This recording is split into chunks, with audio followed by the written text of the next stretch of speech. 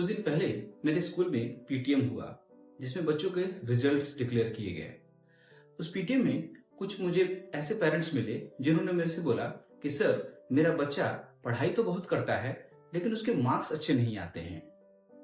ऐसे ही एक दिन मैं क्लास 10th में मोमेंट ऑफ फोर्स पढ़ा रहा था, तो उस क्लास में मैंने ये चीज ऑब्जर्व किया कि उसमें ज्यादातर बच्चे बस ऐसे चुपचाप से मुझे सुन रहे थे, लेकिन कुछ ऐसे बच्चे भी थे जिनके हाथ में पेन था और वो प्रॉपर नोट्स बना रहे थे और वो एक्टिवली पार्टिसिपेट कर रहे थे लर्निंग प्रोसेस में, और बीच बीच में वो क्वेश्चंस भी पूछ रहे थे।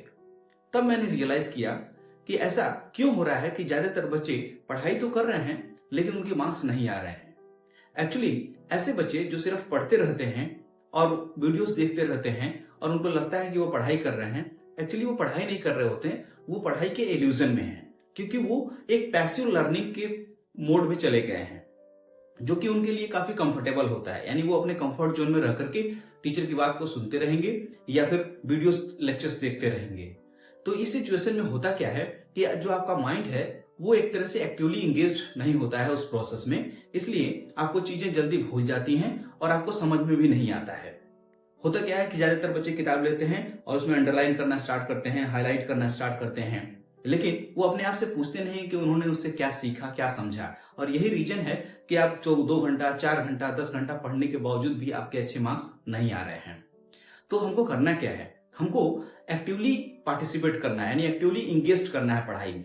तो एक्टिवली इंगेज कैसे कर सकते हैं? सपोज करो कि आप कोई 2 चैप्टर पढ़ रहे हो या फिर एक चैप्टर आपने पढ़ाई करी, उस चैप्टर को आप बंद करो और दोबारा से अपने आप से पूछो कि आपने जो क्या पढ़ाई किया, क्या आप उसको एक सादे पेपर पे आप उसको लिख सकते हो? जो भी आपने पढ़ाई किया उसको लिखने की कोशिश करो, या फिर आप किसी को पढ़ा भी सकते हो। अगर आप किसी को पढ़ा पा रहे हो या फिर जो भी आपने पढ़ाई करी वो आप एक पेपर पे लिख पा रहे हो, इसका मतलब चीजें आपको समझ में आ गई हैं। तो ये होता है एक्टिव लर्निंग का प्रोसेस, जिसमें आपका जो ब्रेन है वो एक्टिवली उस प्रोसेस में इन्वॉल्व होता है। आप इसको कुछ कॉमन एग्जांपल से समझ सकते हैं कि कैसे हमारा ब्रेन वर्क करता है। फॉर एग्जाम्पल, जैसे बचपन में आप लोगों ने साइकिल चलाना सीखा होगा, तो क्या साइकिल चलाना सिर्फ ऐसे ही सीख लिया कि आपके पापा आए और उन्होंने बोला कि बेटा ये आपको साइकिल दे रहा हूं मैं और इसको चलाना सीख लो, ये पैडल है और ये हैंडल है, इसको बस ऐसे मूव करते हैं और अल्टीमेटली साइकिल चलने लग जाती है। क्या ऐसा हुआ था? नहीं। आपको साइकिल पे आपके पापा बैठाए थे, आपने हैंडल संभाला था, उसके बाद आपने पैडल धीरे धीरे मारना स्टार्ट किया था। हो सकता है आप गिरे भी होंगे, आपको चोट भी लगा होगा। इसका मतलब कि आप जब ये काम कर रहे थे तो आप उसमें एक्टिवली इंगेज्ड थे। तो इस प्रोसेस में आप लोगों ने साइकिल चलाना सीख लिया। सिमिलरली मान लो कि आप एक तैराकी सीखने के लिए एक कोच के पास गए। अब वो कोच दिन भर बैठा करके आपको ये सिर्फ बताए कि आपको पानी में ऐसे कूदना है, आपके हाथ का मूवमेंट ऐसे होना चाहिए, पैर का मूवमेंट ऐसे होना चाहिए, तो क्या आपको लगता है कि आप तैराकी करना सीख जाओगे? नहीं।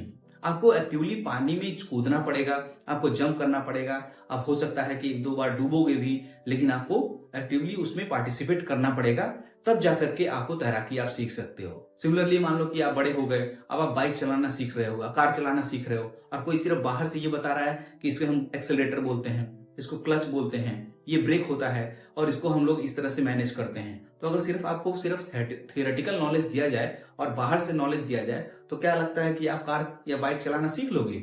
नहीं।